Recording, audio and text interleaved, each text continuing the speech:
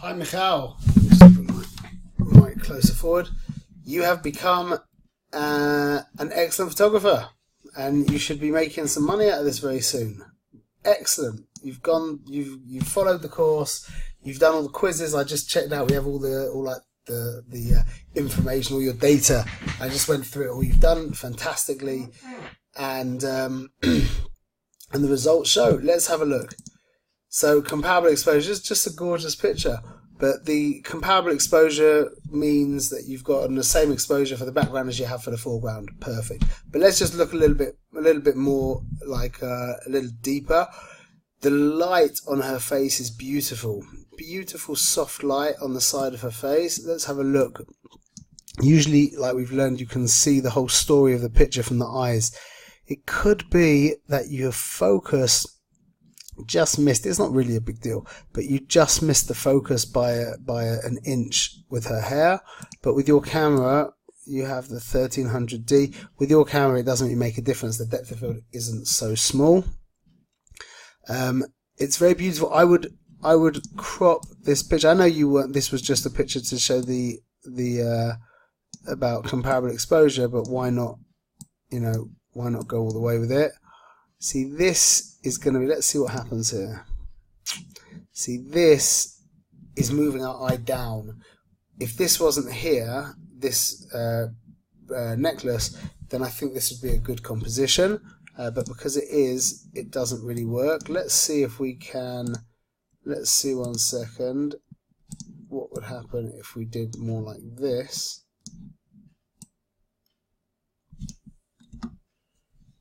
Okay, either way, the expression's beautiful, focus is nearly perfect, but it's perfect enough for it to be considered fine. Background's completely whacked out, that's great. You're at 400 ISO, at 400th of a second, I like that. F2, you could be at f1.8, but no big deal. Great, excellent, really good quality photography. Okay, this is the silhouette by daytime, you nailed it. Focus is pin sharp on her profile over here. Could be a little bit more effective if she was looking more towards you, so it was a perfect profile. But the truth is, the way the light has caught her cheek here is great. This is exactly the situation. We have a dark foreground, a dark subject, a bright background, and you've ended up with a very good quality silhouette. Excellent. Again, I'm a big fan of panoramic. Let's have a look here. Lovely, exactly what you're meant to do. Perfect. And now a nighttime silhouette, and this is that. However, just remember the key to silhouettes is an interesting shape. So it's nearly always that we're going to be wanting to use the profile of the subject as opposed to not the profile of the subject. So this is this would definitely be better if the profile was if the person's face was turned more to the left, then we'd get the profile. Also to have arms up or on the hips or whatever it is to create interesting shapes. This is not an interesting shape. However, you've got the idea of the silhouette. Stats are not very intelligent. Okay, the ISO, the fact that you're at 1,000th of a second, the truth is actually if she's spinning or moving, then it could be that the stats are very intelligent. So excuse me if that's the case. However, if it looks like she is spinning or he's spinning, whoever that is, so in that case the stats are absolutely perfect, not just intelligent, they're perfect. But generally we'll be wanting to use, if the subject wasn't moving, then you would be able to use a much slower shutter speed. I'm assuming that the subject was moving because the hair's flicking out, so you nailed it. Excuse my comment before. Okay, excellent. Let's get on with the photo shoot. Excellent. This is really, really good photography. You should be really proud of yourself. You have done excellently. Like you know by now, I'm a big fan of panoramic, so I would crop it like this. The green, the greens, I mean, you've definitely edited it, and your editing is getting better because it's getting more and more difficult for me to tell. One of the giveaways here I can see is this line over here that you people aren't going to analyze as deeply as I'm analyzing, but I can see that you've softened everything, which is great. It would be, if you wanted to be super sharp, then to just to make sure that it's a bit more feathered there so you don't see that so obviously. So you've definitely softened stuff. It could be that you've put like a tint, like made it a little bit greener. I like tend towards the warm, like green, like warm wise. This is kind of green, a little cooler. But it's fine, it's great. It's great. It's really a lovely picture. You've adhered to all the rules. 100 ISO, shoot a 200 ISO, do yourself a favor. Just always keep your camera by default at 200 ISO. That will mean that if his little brother jumps in from behind, or etc., and you need to give yourself a longer depth of field, which means you will close down your aperture, which means the number will go up. That means you'll have to drop down your shutter speed, make your shutter speed slower, then you'll already be in a danger area. So if you're at 200 ISO, it will just allow you that little bit more leeway, because at 200 ISO, then what will your shutter speed be? If you change from your ISO from 100 to 200, that means you've added a stop of light, which means your picture will be one stop overexposed. You're going to keep your aperture as it is, which means you will then change your shutter speed from a 1/250th of a second to a 1/500th of a second. Okay, great. This is one for your website, 100% for your website. Okay, so now again, I'm getting right, because you've done so well. I'm going to get harder and harder. Like I say that with my students, as they get better, the compliments get less and less. I don't think that adding clarity to this image was the right thing to do. I think that taking clarity away probably would have been the better thing to do. Again, the stats the same with this picture here, but very sensitive to the composition and attentions. I would maybe crop away a little bit from the right side over here. I think that tightens it up just a teeny little bit, maybe even a teeny drop more. Second.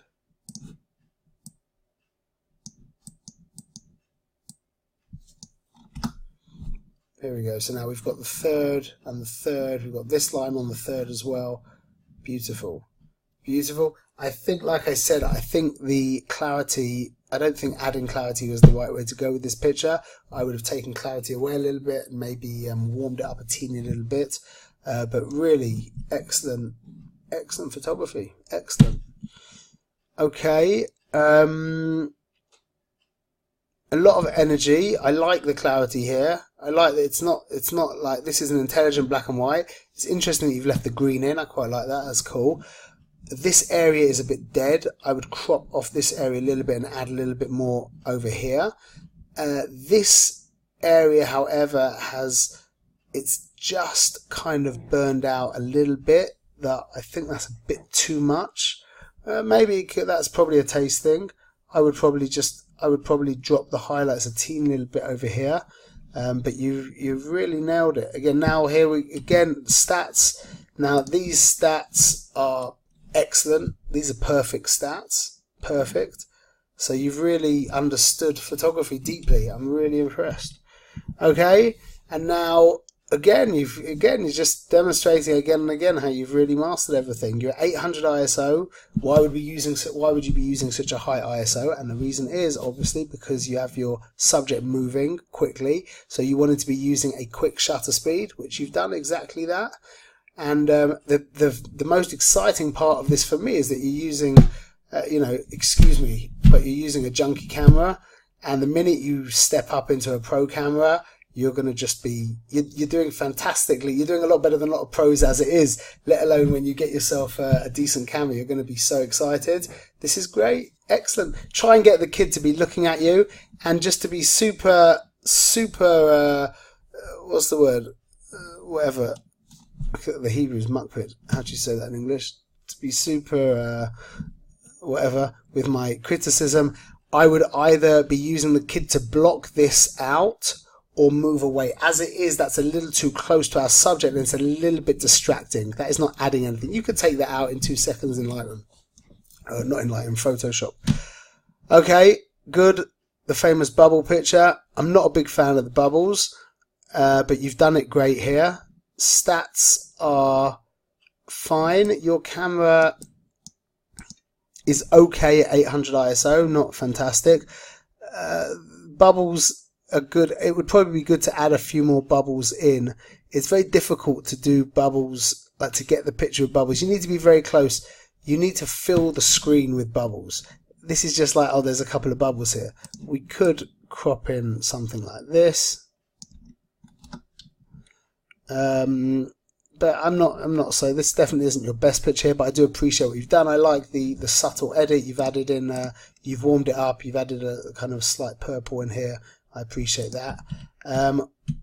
There's really not much to do in Lightroom over here. Let's just have a look. There's a beautiful, beautiful picture. Wow, I'm really impressed. What can we do in Lightroom? Let me just show you. Let me take this out in the background here, because you've really done it. I can't think of that much more to do in Lightroom for you. So to get rid of this, you've got a couple of options. Let's show you first. Let's just move me out of the way. Let's first show you probably the most obvious way of getting rid of this, which would be using the clone tool. If I press Alt and I sample over here, and then actually I've gone over his head a little bit. Let's just go back a drop. Let's just do one like this, and then if I make it smaller and then make the feather a little bit less, now we can just get rid of that very easily. Just see the difference. Do you see we just keep our subject a little bit more focused. The other option, which is something nice to use, is the spot healing brush tool that has its good days and it has its bad days. It could work here. I'm not sure. It might pick up something from the face. Let's have a look. You'll paint over the object. And it did perfectly over here. It's a bit hit and miss, that tool, but in this situation it did fantastically. I would brighten up his face a little bit in Photoshop. And I don't usually like getting involved in Photoshop for this kind of stuff. I prefer Lightroom, but we would use the dodge tool. Sorry, not the dodge tool. Yeah, the dodge tool I meant. And we could just brighten up the face ever so slightly. That's a bit too much. Okay, and as always, I would go for a panoramic crop.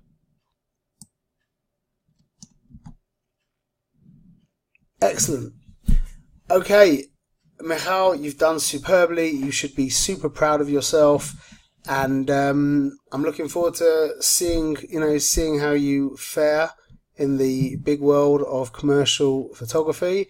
You are for sure worthy of charging money for your photography right now if you're not already. I wish you all the success. Stay connected. There's going to be more classes coming out. We're planning in the next few months, we're going to start trying to bring out our course on Flash, which is going to take your photography to a whole new level. And yeah, great watching your pictures and seeing your growth. All the best.